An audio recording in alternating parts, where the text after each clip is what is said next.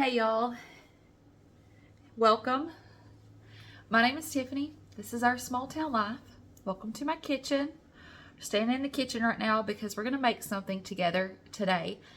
We're going to make some homemade chocolate syrup. I used to make this all the time, and for some reason I stopped.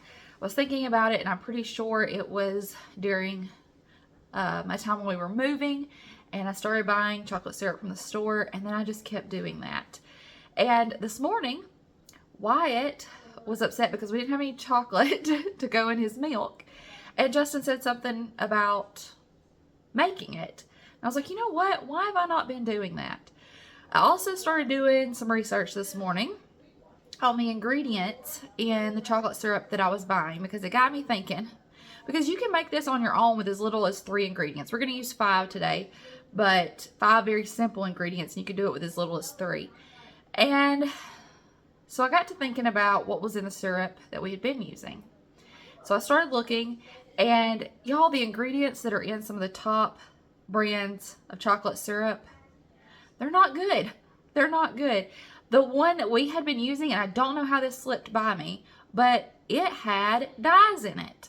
And we're not a completely dye-free family, but the things that we use on a regular basis, I really try to pay attention to. We try to limit it, and I did not realize that the chocolate syrup we were using had dye in it.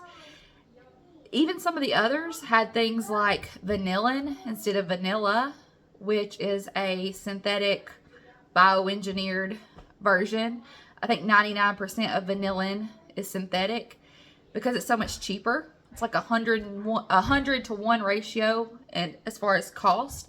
So of course these businesses, these companies would use it to save some money, but we're consuming that.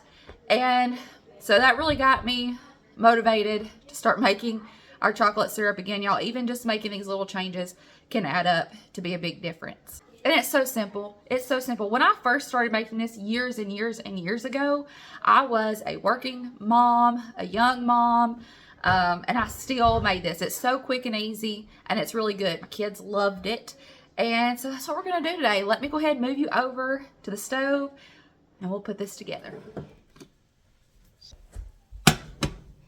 Now, yes, this does have sugar in it, and it is a treat, but it's one of those swaps that I feel much better swapping what we were buying from the grocery store for this. So I've got my pot here, and I'm going to put 1.5 cups of water.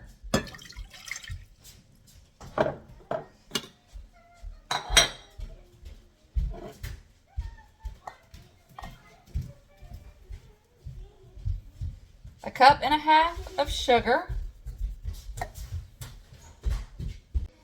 1/2 cup of unsweetened cocoa powder.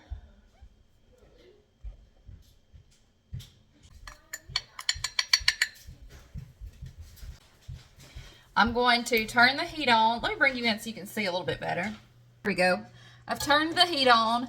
I'm going to whisk this to combine it, and I'm going to bring it to a boil and boil it for 3 minutes. Don't walk away from this. It will boil over if you're not careful. And we're going to boil it for 3 minutes. If you boiled it for too long, I've heard people say that it could get bitter. We've never had that happen. It's always worked out good for us. I never remember a time where we did not enjoy it. But that's what I'm going to do. It takes a minute to work this cocoa powder in. Kind of reminds me of making chocolate gravy for biscuits.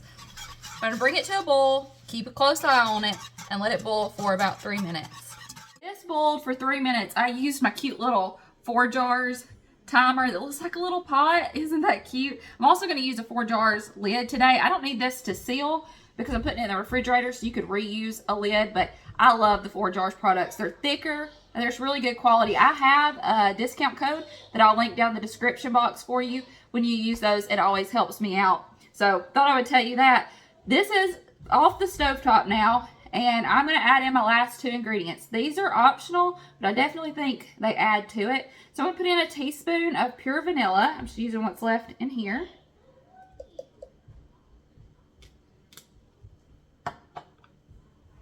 And a 1/4 teaspoon of salt. Whisk that to combine it, and then I'm going to put it in my jar.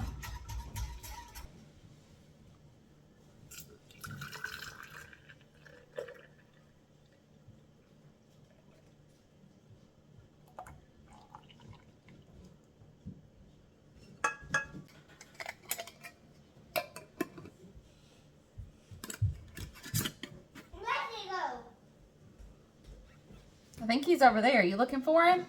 Go find him. Did you find him? I'm going to let this cool down a little bit, and then I'll put it in the refrigerator. It will stay good in the refrigerator for quite a while. I would say a couple months.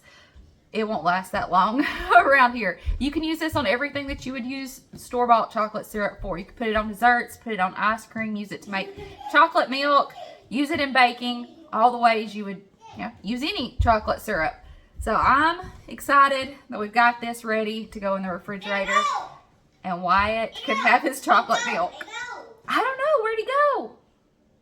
Go get him. It will thicken up a little bit as well as it cools off and is in the refrigerator. Definitely got some inspiration this morning to step back into making our own chocolate syrup. What are some of the things that you've swapped out around your home? Things that you buy at the store that you now make at home yourself. Maybe I'll get some more ideas of some things to keep making myself. We love you.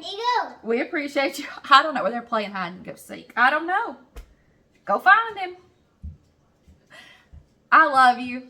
I appreciate you, and I'll see you in the next one. Bye, y'all.